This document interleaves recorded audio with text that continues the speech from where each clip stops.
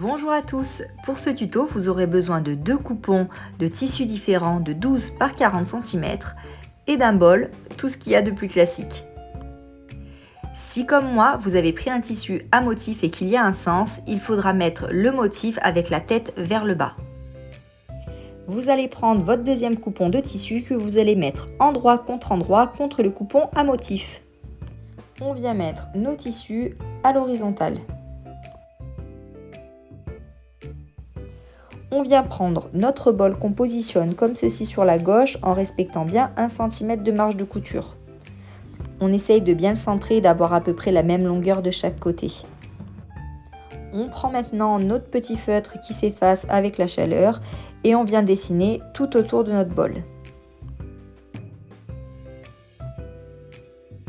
Et on remet nos tissus à la verticale avec notre trait sur le haut.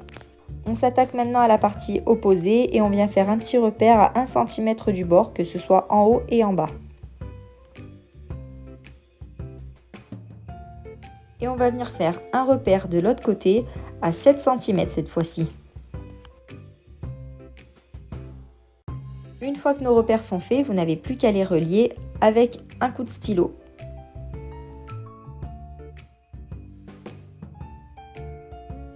Il ne nous reste plus qu'à dessiner nos marges de couture de 1 cm sur les côtés, en sachant que sur le côté de gauche, on va volontairement laisser une ouverture pour pouvoir ensuite retourner notre pochette. Vous pouvez laisser une ouverture d'environ 7 à 10 cm.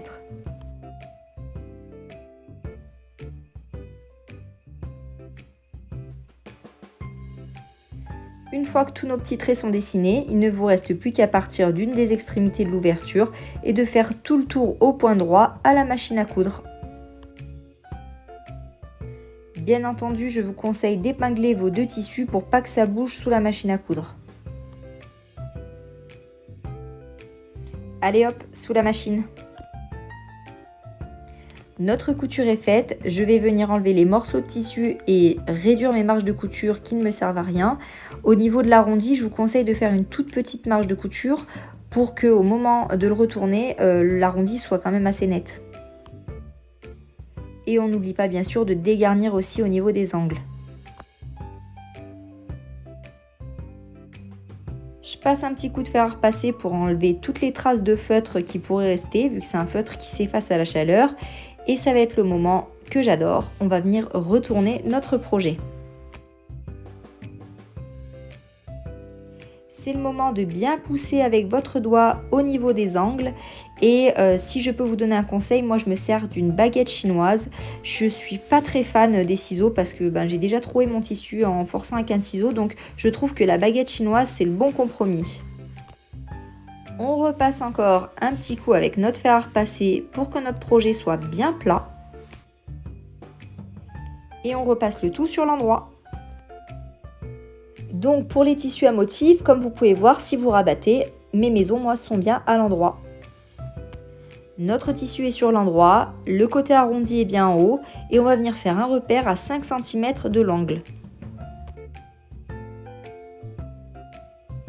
On rabat notre pochette et on fait coïncider l'angle le plus haut avec le repère qu'on vient d'écrire. On vient faire une couture tout autour comme je vous montre à l'écran et on ne coupe pas bien sûr le bas. Cette couture aura pour effet de fermer le trou qui est resté ouvert et surtout d'accrocher notre pochette sur les côtés et qu'elle ne s'ouvre pas. On dirait bien que notre petite pochette est terminée. Il ne vous reste plus qu'à y glisser vos couverts et la reproduire autant de fois que vous le voulez. À très bientôt!